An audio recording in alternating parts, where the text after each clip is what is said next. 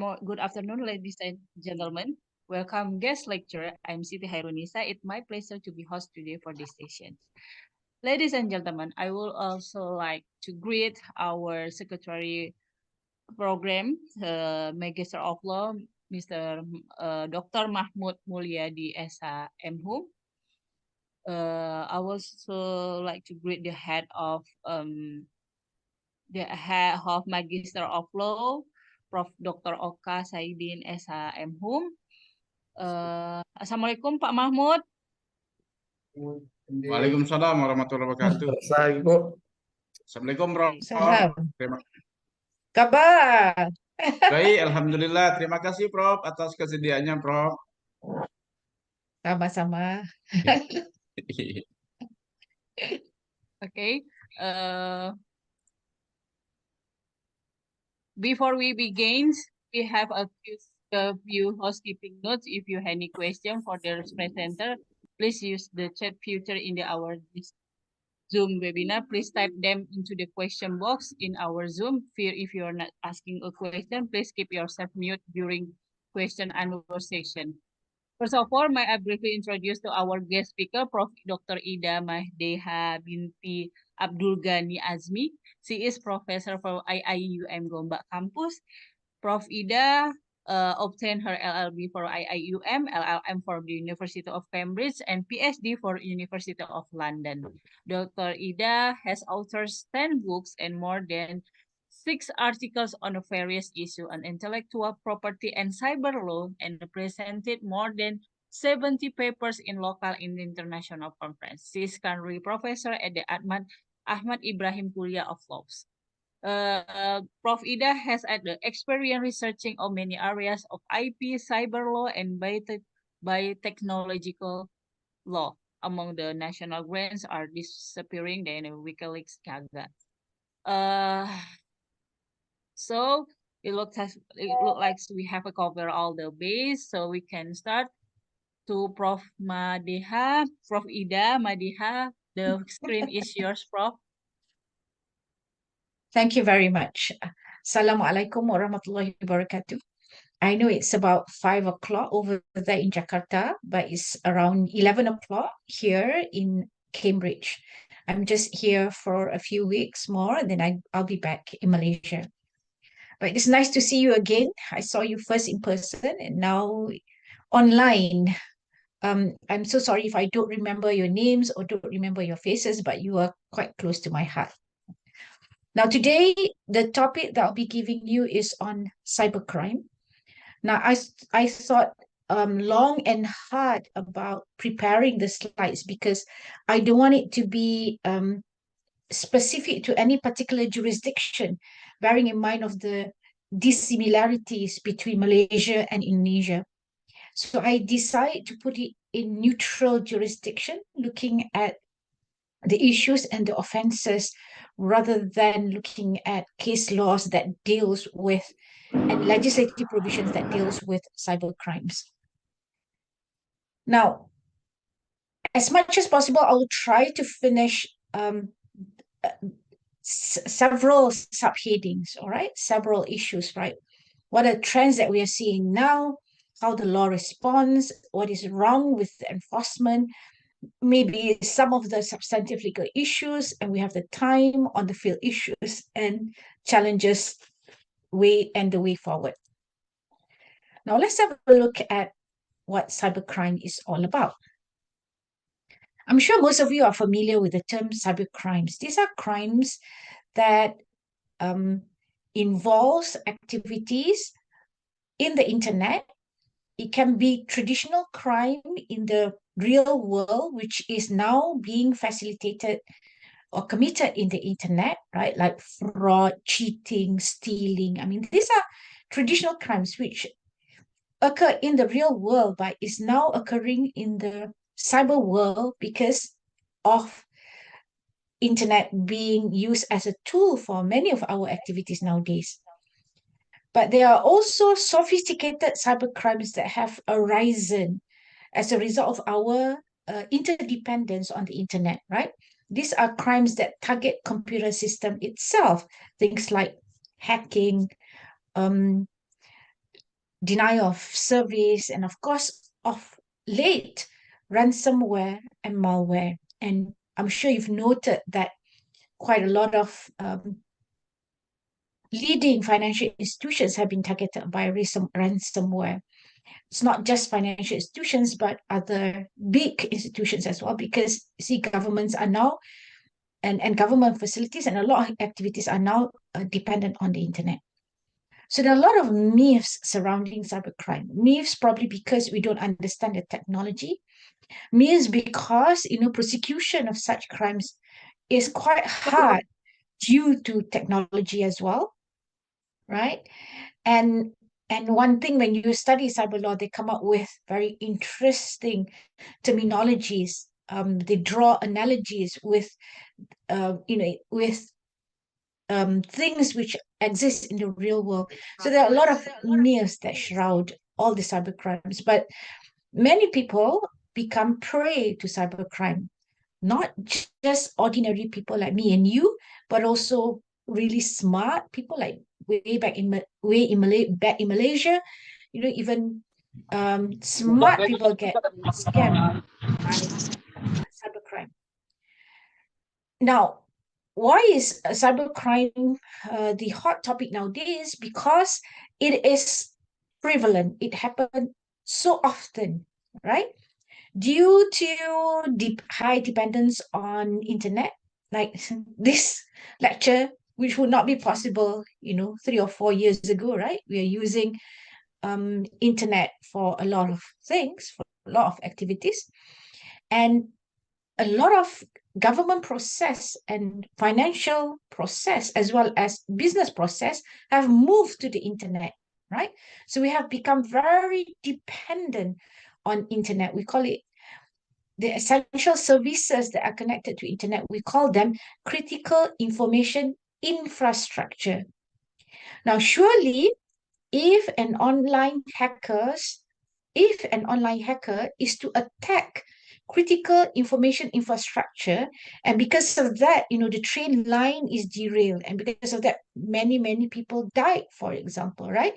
Surely the punishment would have to be higher in comparison to just a normal hacking, right? When you attack critical essential services that affect government function, that that affect health, safety, and life of human beings, definitely the kind of punishment would have to be higher, right? And this attack on critical information infrastructure is happening everywhere, and we know that before the war between Russia and Ukraine, it started with cyber war first, right? So, we have these cyber troopers attacking each other's system, as well as critical information infrastructure. And this is a very serious phenomenon. Now, if you look at just cybercrime and computer crimes, there are a number of definitions or terminologies that are being used in literature nowadays. Some of them are being used synonymous to each other. There is difference between one or the other. So the generic word that we use is cybercrimes and computer misuse, right? Cybercrimes and computer misuse, and it can come in the form of hacking, right? Hacking is a normal terminology, layman's terminology, right? Me and you. But the legal terminology in legislation is called unauthorized access and modification. So when you hack into another's computer system, it amounts to you accessing it without authority.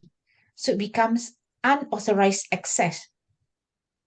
And if you say you sent a malware, a worm, Trojan horse, that sort of disrupt the running of the system, that amounts to modification of the system, right?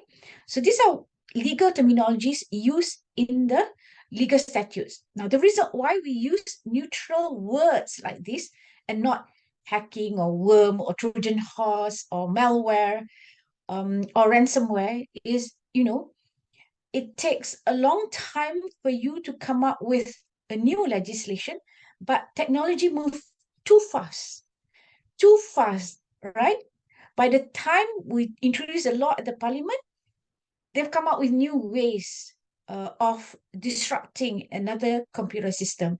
So it's a lot easier if you were to draft it in neutral terminology, simple words that describe what actually happened rather than describing the technology.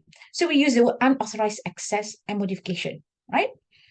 Now, the various types of cheating, fraud, either it's love scam, online scam, there are various types of scam. Like in Malaysia, we have Nigeria scam, you name it. I mean, you can tell me what are the type of scams you have in Indonesia.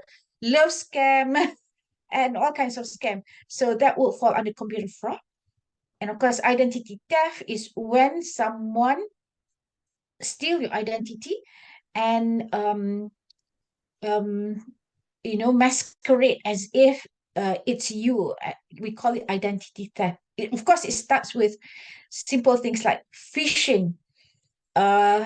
One form of social engineering where they are trying to get information pertaining from you. They need to get information pertaining from you first, and then they start disguising themselves as you. We call that identity theft. And with that identity theft, they'll be able probably to steal money in your bank account, right? They'll be able to purchase items using money from your account. So identity theft can be quite serious. Of course, another type of cybercrime is denial of service attacks. Denial of service. This occurs when a particular hacker were to access a remote computer and send mass messages, right? Mass messages that it will disrupt the system, because the system cannot take that mass messages, massive, right? Suddenly they are just bombarded with messages, right? So the system cannot cope it, so the system will go down. We call it denial of service attack.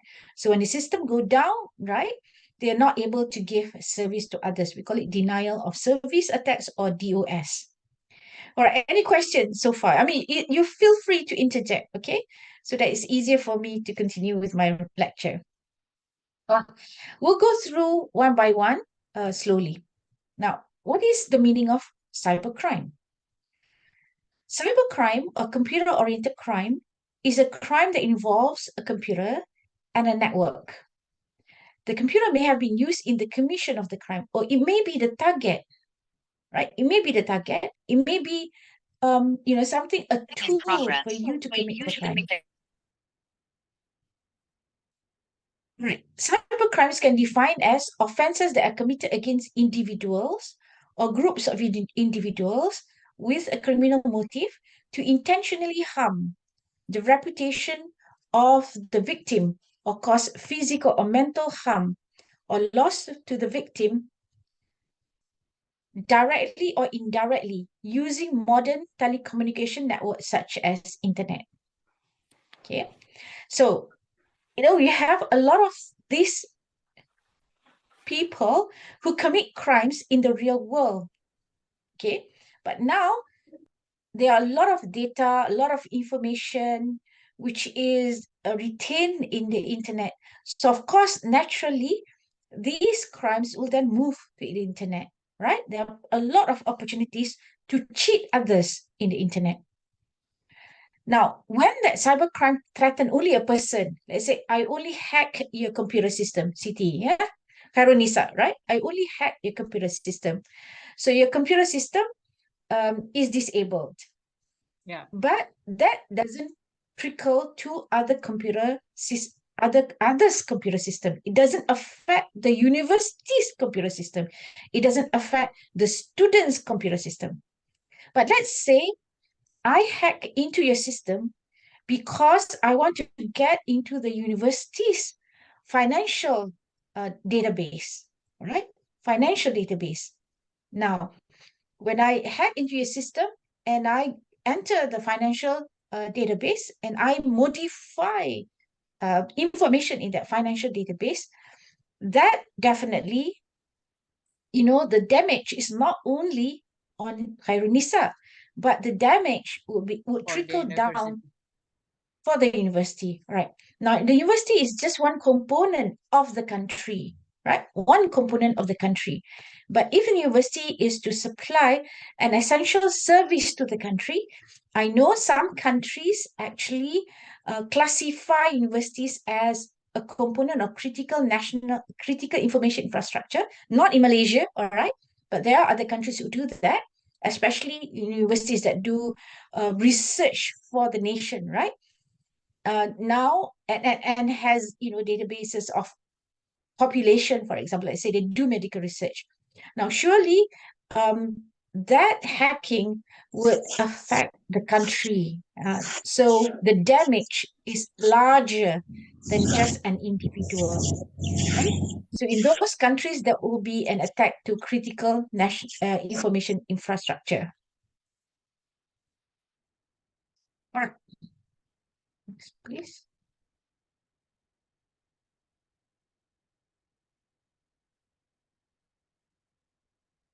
Now, what is the difference? If you look at terminology, we distinguish between two types of crime: cybercrime and cyber-enabled crime. Now, cybercrime would involve sophisticated attacks against computer networks, hardware, and software, also referred to as high-tech crime. Right? This involves things like ransomware, malware. These are really sophisticated attacks, not only to disable that computer system, but targeting damage much larger than that, right? And you notice as well, whenever recently, whenever there is a war, like I mentioned, between Russia and Ukraine, it started with cyber war first, right? Cyber warfare will be that type of cyber crime which is pretty sophisticated. And many financial institutions I mentioned become prey of malware or ransomware. The reason being, if one financial institution is down, of course, it will suffer a lot of damages, right? Suffer a lot of financial damages. They don't mind paying a ransom to the hackers so that they be able to continue as usual. And that is why it's called ransomware, right? Where the reason, yes, Daddy, you have a question. Please, Pak Dedi, Kusnadi, raise hand to for giving the questions. Pak Dedi. Daddy, yes? I'm sorry. Thank you, Mr. Professor. Thank you for being here. Thank you to share the knowledge for us. According to your title, Professor, cybercrime as business crime. How about the cyber attack? From this slide, I can see the cybercrime is about computer network, hardware, software, another. But all of us know what is cyber attack. Even cyber attack can paralyze a country, a government system, not just like maybe I can add banking system and our domestic security. That's the damage effect is greater than cybercrime, I can say, Mr. Professor. And you're quite how right. we can deal, You're how we quite can right, deal Pak with Dedi. this cyber attack? Cyber attack can by the government, other government, or their special agent, and cyber crime just by individual or groups of people maybe. So please let me know, Mr. Professor, how we can deal, how we deal with this term, cyber attack, according to cybercrime. Thank you, Mr. Professor. Sir Professor. Thank you very much, Pak Daddy. You got the rationale right. You got the principle right. The notion right. Cyber attacks against government and services that that constitute the essential service of the company, all right, the country, right, affect not only individuals but also affect the country. I heard the last that your Bank Indonesia was attacked by ransomware and it was down for a couple of days. I heard, you know why? Why I hear all these things? Because our team has been given the opportunity to draft cyber security bill for Malaysia. So cyber security bill meant to strengthen the security of computer system, essential computer system that provides essential service to the country. So there are about, like in Malaysia, there are about 11 critical information infrastructure sectors that we identify. And we identify companies and government agencies that provide critical services to the country. And under the law, we specify what are their obligations to ensure that they have the proper cyber security standards or hygienes. And whenever there is an attack, they will have to notify the government authorities. Now, such cyber security laws, it has been there in a number of countries. For example, when we draft the law, we use Singapore as one of the template. We also look at EU, US, and Russia and China. So it's essential that we treat computer systems which are essential to the country, treat them of a different level. We must make sure that they have a very strong cybersecurity hygiene. They do annual audit and risk assessment. They participate in cybersecurity exercise. So we have to make sure that they are, of course, it's impossible for them not to be impenetrable. You know, in the cybercrime world, you know, cybercrimes will occur regardless of the type of security system that you adopt. But you have to enhance your security system to reduce such attacks. I'm going to show, I'm going after this, going to talk a bit about the concept of critical information infrastructure. And you're quite right. You need to have specific measures, legislative measures to stop people from attacking computer systems that provide service to the country because the damage is huge. Does that answer your question, Pak Dedi? For now, that's so clear for me, Professor. Thank you. Okay. So it's a form of cybercrime. You are quite right. But if we take action only when the attack has occurred, that's very reactive. What you need is to be proactive, right? Proactive, that means you must make sure that your computer system has the right security system so that people cannot intrude very easily. All right. It's a bit like when you have a house, you build, gates, fence to ensure that it's difficult for thieves to enter your house. All right. Now, cyber-enabled crime refers to traditional crimes that are facilitated and amplified by the internet. Right? These are usual crimes that occur on a daily basis. It's just that now it has moved to the internet. For example, sexual abuse of children, financial crimes, and even certain acts of terrorism can also be cyber-enabled crime. Now, what are the characteristics that make internet attractive, right? And also attractive to fraudsters, cheaters, and thieves, because of its global reach. With internet, you can get in touch with anybody around the world. You can also access to many points around the world, right? Anonymity, essentially, because you can do that just in your room. Like I'm in my room now, very small room, and I'm reaching out to you. Of course, in some instances, people may know who you are, but it's also possible for you to hide your identity, and people wouldn't know, it's you doing all those things. And it's very easy to set up low-cost storefront in a matter of hours. I know Indonesian has got very good internet platforms now, right? Internet platforms now where you can buy stuff, groceries, right, online. And of course, it's easy to register domain names, or easy, to come up with electronic brand. And of course, because it's such an enormous space, right? Policing is very, very difficult. Internet is a hunting ground. The abundance of data, computerization and digitization, you are interdependent and reliant on each other. And of course, with Web 2.0 and social network, the amount of data that is uploaded onto the internet becomes very, very enormous. Okay.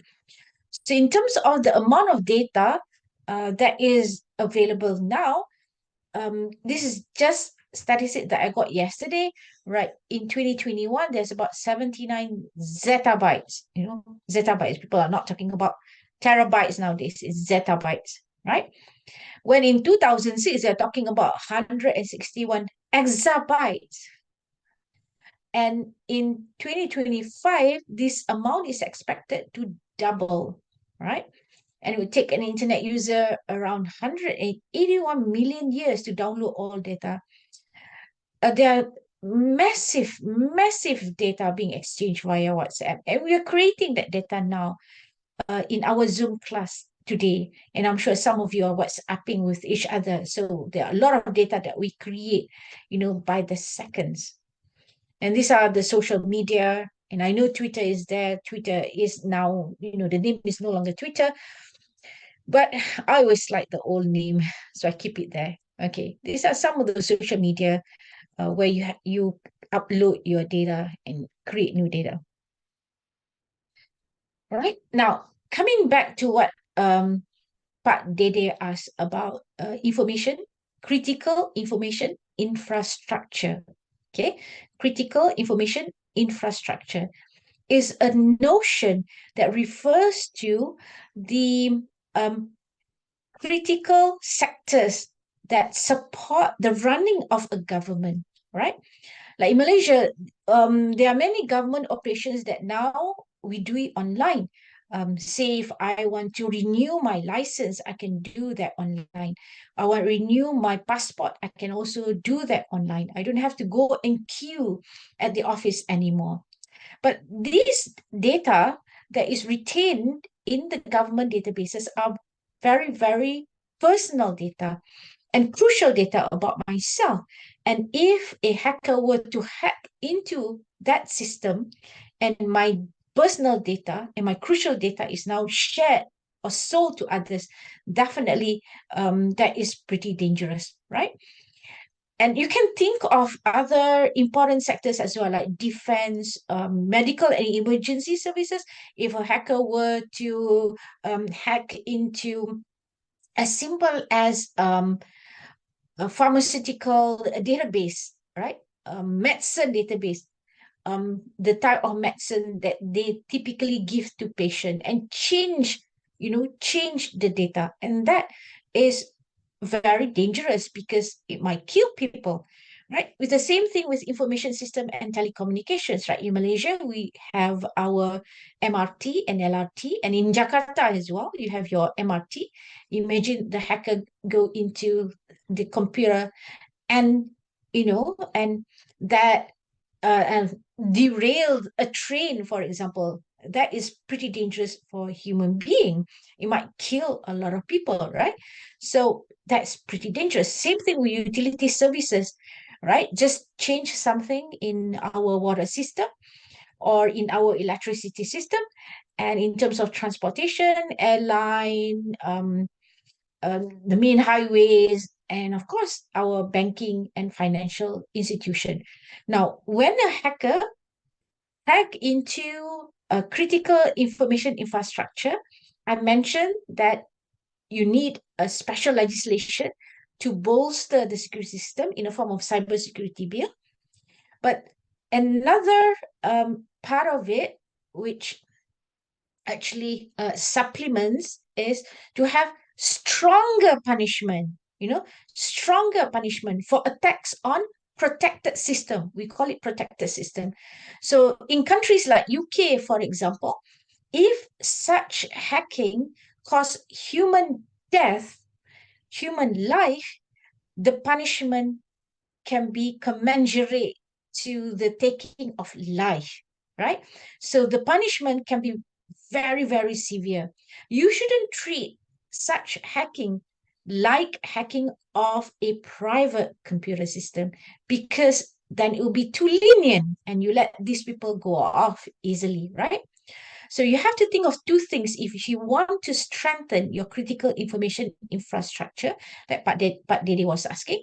First, to have that cybersecurity bill or cybersecurity legislation, which basically mandate all these computer systems to take higher cybersecurity standards so that, it cannot be intruded very easily. Secondly, you need to enhance punishment for attacks on a government computer system or essential computer system that provides essential services to the country. Right? Very stiff punishment so that they are scared of it. Right?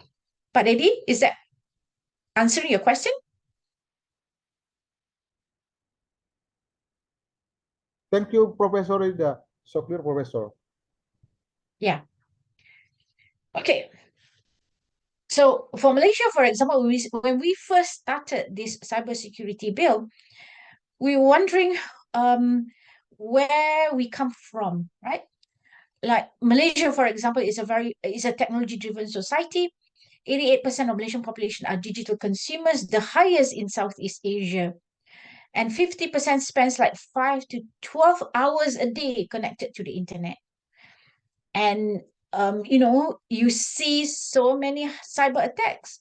Hackers are not only targeting private computers, but they are targeting companies' computers, government computers, right? So many of them fell victim of cyber attacks between April 2021 to 2022. In fact, it's so high, 87%. And 57 million virus attacks in Malaysia in Q1 2022.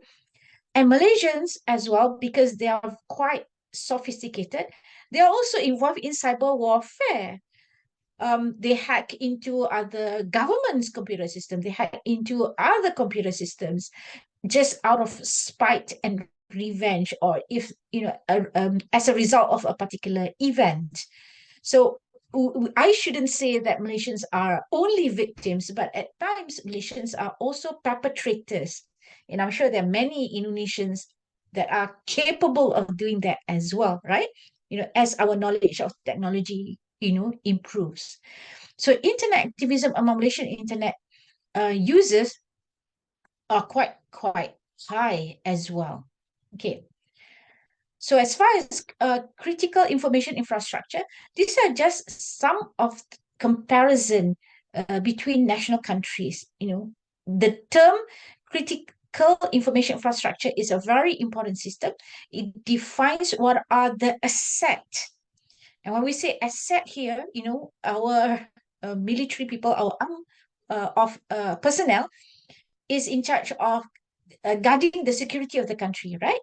But who are the assets that they got? People and properties within a particular country.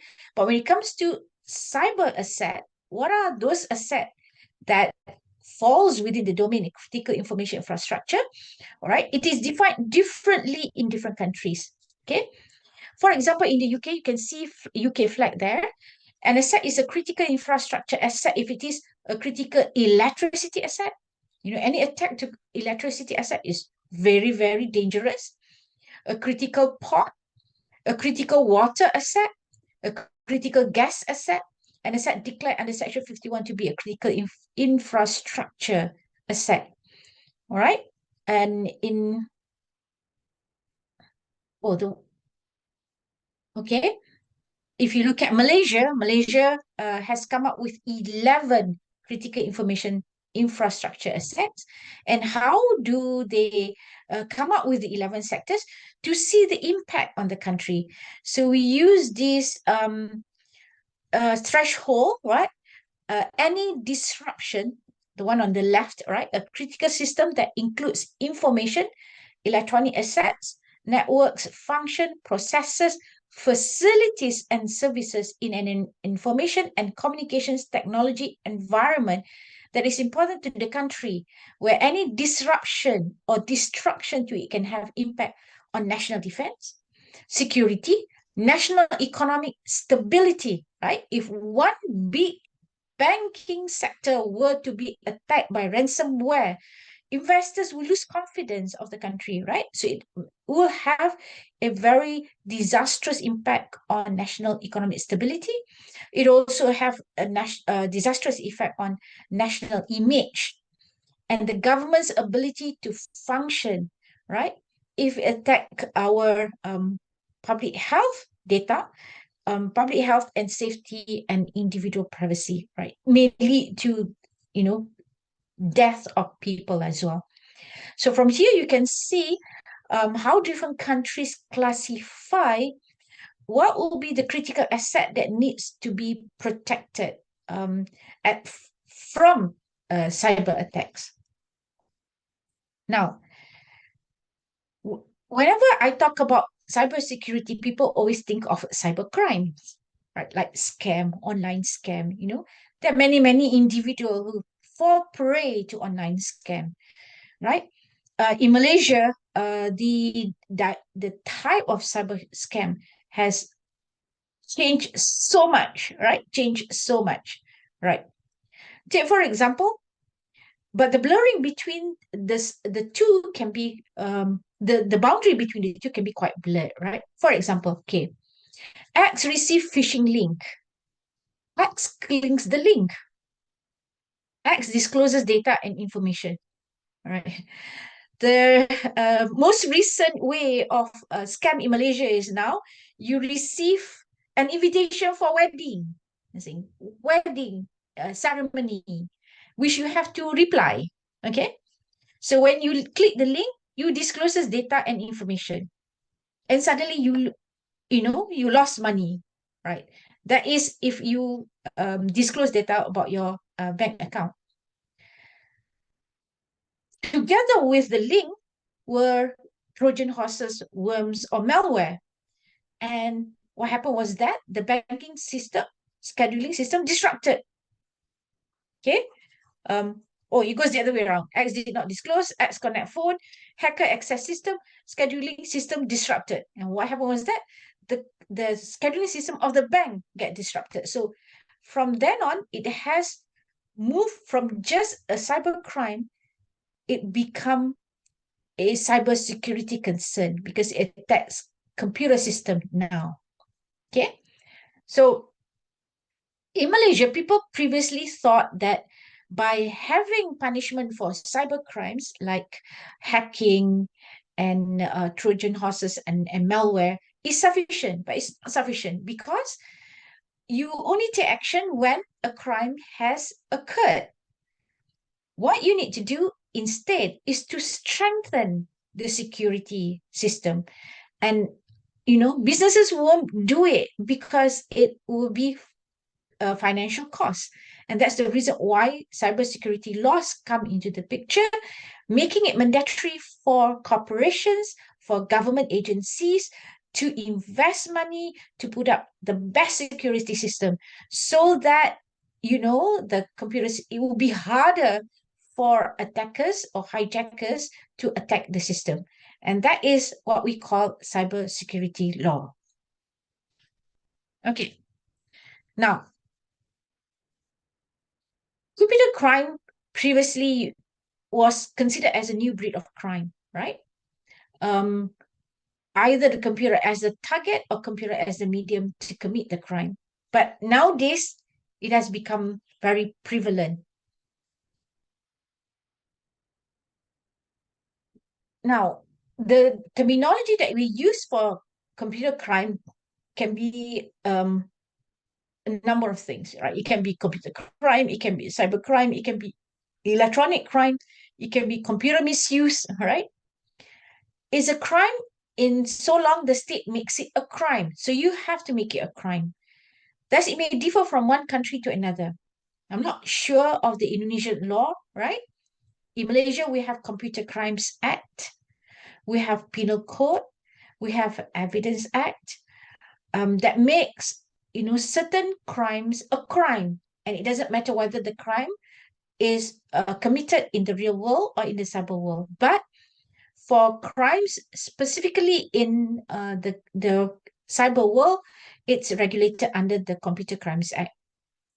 But most importantly, the mens rea, which is the intention, must apply. It wouldn't constitute a crime unless you're able to prove the intention to commit the crime. And that is the reason why prosecuting cybercrime is rather hard, right? It's very hard to get the person behind it, right? Typical enforcement agencies would want to catch the person as he commit the crime. It's rather difficult, right? Because computer crimes are done remotely, right? Anonymously. It's very hard to catch the person who did it. It's also hard to prove the intention of the person doing it, and the person will say, oh, it's not me, it's my Trojan horse who did it, that becomes a mockery. When this thing was discussed a couple of years ago, people say now there's a defense that you can use. It's not me, it's my Trojan horse. All right, it's not me, it's my computer. It's not me, but someone else is using my computer. I don't know how, right? So there are a lot of defenses that people always put up, because it's very hard not only to catch the person who did it, but to prove his intention, right? And of course, being a crime, it is enforceable by the state and not through civil litigation. And enforcement agencies, the police force that we keep talking to, always talk about the difficulties in getting or catching or nabbing the fraudsters. Very, very hard. Okay. But of course, what makes it popular, you don't have to go into a bank with a shotgun, right? That's pretty difficult for many people like me and you, pretty terrifying as well for me and you. But if you can, use your computer to do this without anybody knowing, and just doing it before you go to sleep, I'm sure a lot of people find it very attractive opportunities. Okay. Now, for the usual computer crimes, all right, computer crimes, usual hacking, they are typically done by students. Why students? Because they have tons of time, not like others who are busy working, right? So they have a lot of opportunities. But there are also the crooks that are now into computer crimes, members of organized crime syndicates. We know that in relation to online pornography and some of these scams, like the Nigeria scams. If I receive a phone call with numbers like 65, 62, I won't pick it up, because I'm worried that it might be coming from these people. It has become very organized crimes. It can be employees, who are not happy with the organization, but they can be more malicious people. It can be terrorists, right, who capitalize on their computer proficiency to commit fraud, thefts, and terrorism activities. It can be, cyber warfare, people who commit cyber warfare. Now, in terms of statistics, in Malaysia in 2022, you find that the type of crimes that is the highest is actually fraud. Okay, fraud. And it can occur in multiple ways, right? There are many, many educated women who fall prey to love scam. I don't know why, right? These are, lonely women who's not married, and suddenly there's some handsome guy, becoming friendly to her, and with all kinds of excuses, she transferred money to him or her, to him, and that is a typical love scam. That's why people say, if it's too good to be true, it's not true, all right? If you have a message from someone who is so good looking, wanting to be friendly with you, and you say, oh, it's too good to be true, it's definitely not true. Now, of course, if you look at the other statistics, it constitutes malicious codes. It's even worse, because it will disrupt your computer system. Intrusion, spam. Spam used to be very malicious, but people now don't take it. It's not such a big issue anymore. And of course, denial of service. And denial of service can be pretty hard on big corporations. Now, can the law cook?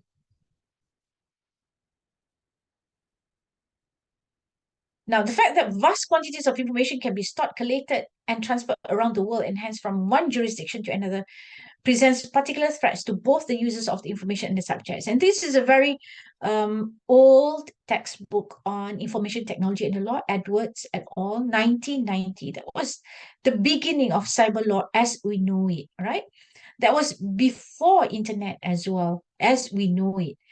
And the law and the challenges have increased tremendously after that. Okay. Can the law cope? What's the problem of putting the law for cybercrime? Okay. One of the principal problems of legislation is it is written by legislators. For example, the cybersecurity draft bill that we are working now has taken almost more than a year.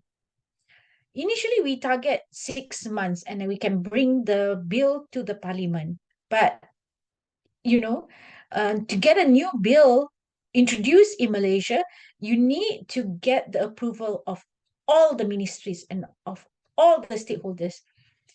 We had so many meetings. We had like 30 focus group discussions, and we have numerous meetings with all the relevant agencies. But until now, we are still refining the bill. We are targeting March next year for the bill to be presented to the parliament. And we hope that by the time the law is approved, it is not overtaken by technology. So we have to make sure that the law is future-proof or technology-proof. That's why we cannot use the word like ransomware or malware, because in 2 years' time or 3 years' time, it gets outdated, right? So you have to make sure the law use very neutral words. Now, of course, legislators are not technocrats, right? And when we began drafting the law, we had to consult many technical expertise, because we need to understand what it is all about. Okay. Now, for international framework, what is worth looking at is Council of Europe's Convention on Cybercrime 2001, which listed a number of offenses. Right. Again, if you look at these offenses, they're very, very, using very generic word. For example, the offenses against the confidentiality, integrity, and availability of computer data and systems. You call it the CIA principles, right? CIA principles is one of the pinnacle of information security in all over the world. Whenever there is a hacking on a computer system, it affects either the confidentiality. For example, if consumer data is leaked, that will affect the confidentiality of the data. If the data is modified, that will affect the integrity of the data. If the computer system is affected or down as a result of the attack, then that will affect the availability of the computer data and system. So if you are researching on information security law, for example, think of this CIA principle, right? The CIA principle also constitute the main principles for personal data protection as well. And I know Indonesia has got personal data protection bill, okay, personal data protection law, sorry. So CIA constitute the pinnacle of personal data protection in Indonesia. It also lays down a number of computer-related offenses such as fraud, forgery, computer-related offenses such as, child pornography. They are so concerned always about content, and of course, copyright would have to be here, copyright-related rights, and it has provisions on aiding, abetting, and corporate liability or even attempt. Okay. What's with corporate liability? For example, if you have a very smart or intelligent hackers coming from your university, okay, using your computer system to hack into Bank Indonesia's financial system, right? Of course, the university may be impacted, right? We call that either vicarious liability, because the students are using the university's computer system. But if it is done by an employee, if there's an employee who is aiding that student, then it can become corporate liability, right? So all these different types of liabilities are important to ensure that everybody who is involved in committing the offense will be liable. All right, any questions so far?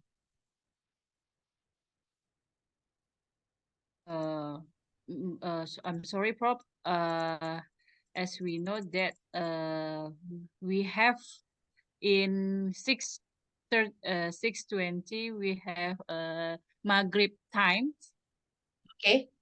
Should be we until 6 o'clock, but we have one meeting left to continue this material, Prof. It should Okay. be. Okay. Right. So you want me to finish in few minutes? Okay. Thank you, Prof. 5 minutes, okay? Okay. Okay. All right. So if you are thinking of enhancing your legislation, and I think you need to enhance your legislation, think of this Europe's Convention of Cybercrime 2001. It has quite good provisions on malware and ransomware, and you find that in this era and this time, most corporations have faced ransomware. And you'd be surprised, UIA has also gone under attack by ransomware. Okay, so we have also experienced it, and our computer system went down, and it was pretty disastrous because everybody need to use the computer system for teaching and learning, and for exam. Why it's called ransomware? Because there was a ransom note, right? And the funny thing about these hackers is that they say, we're not doing evil, we just want your money. You're not doing evil. We can allow the system to continue up and running after this, but you pay us first. So it becomes a mechanism, a business operation for them. But it affects a lot of people, right? Of course, for university, it doesn't cause death or human life, but still, it disrupts everybody's life. Okay. So these are the type of offenses, right? Illegal access. We use the word access. Access is actually hacking. Illegal interception, right? Interception. Data interference, right? Data interference. System interference, which can also be hacking. Misuse of device, right? A lot of devices, are actually misused for ulterior purposes. We call it misuse of devices. Okay. If you look at the 5 offenses here, it may not relate to what you understand as a layman, because as a layman, you hear the word scam, You hear the word hacking, but it falls under these 5 categories. Okay, and maybe you can stop here. These are just types of cyber law in Malaysia, right? In the pipeline, right? Let me just brief you quickly what we have in Malaysia so far, right? Communications and Multimedia Act 1998, Computer Crimes Act to deal with those hacking, Digital Signature Act to deal with online signatures, Personal Data Protection Act 2010 to deal with personal data, E-Government Activities Act, Electronic Commerce Act, and like I mentioned in the pipeline, the Cybersecurity Bill, inshallah, next year we will table the Cybersecurity Bill. But our team has also been given the opportunity to draft the Data Sharing Bill. So we're doing 2 bills now. One is Cybersecurity Bill, one is Data Sharing Bill. Data Sharing Bill is to enable government agencies to share data with each other. All right, I think we can stop here. Thank you very much. Any quick questions that I can handle? Okay. There is question in the meeting chat. This is that scope. The cyber crime is only on economic losses and the one serious free system maybe. To see the damage effect of cyber tech, the kind of crime might be paralyze our homeland security. It's about sovereignty, not only economic loss. Is that cyber crime same with the cyber attack? Can we Yeah, tracking on? Yes, Prof. Different or it's a the same? form of cybercrime. Cyber attack is a form of cybercrime. But many legislation around the world want to distinguish cyber attack because the damage is more severe. So how do we distinguish? We give them higher punishment. We of course you have to deal with them more harshly, isn't it? Because the effect is more severe, but it's a form of cybercrime. So in Malaysia, we are trying to amend the Computer Crimes Act to deal with a cyber attack and make the punishment very, very stringent. Like I mentioned, in New Zealand or in UK, the punishment can even be the same as if it caused the death of humans, it can be the same as murder. It can be capital punishment. So it can commensurate with the damage that they have caused on country or people or system. Does that answer the question? Clearly, Prof. Vida, so clearly. Yeah? So clear, Prof. Okay.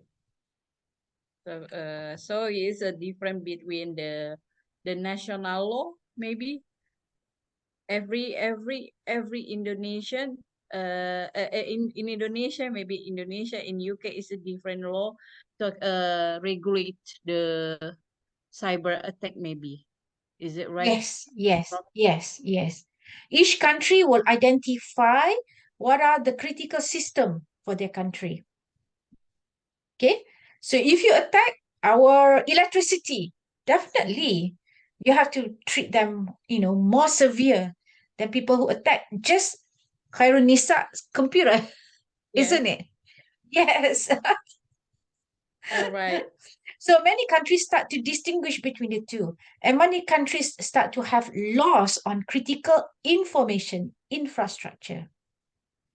All right.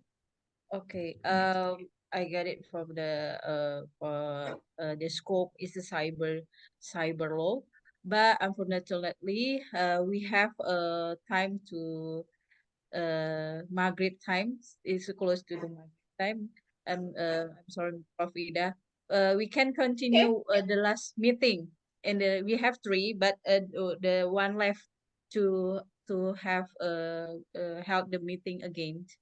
So maybe what time did you have to share this lecturing, Prof? This time is fine. This Next time? week. Next week. Okay. Next week in the same When is time. it going to be? Yes, Prof. Because when is it going to be? Because Thursday, I'm not sure my whereabout. What day?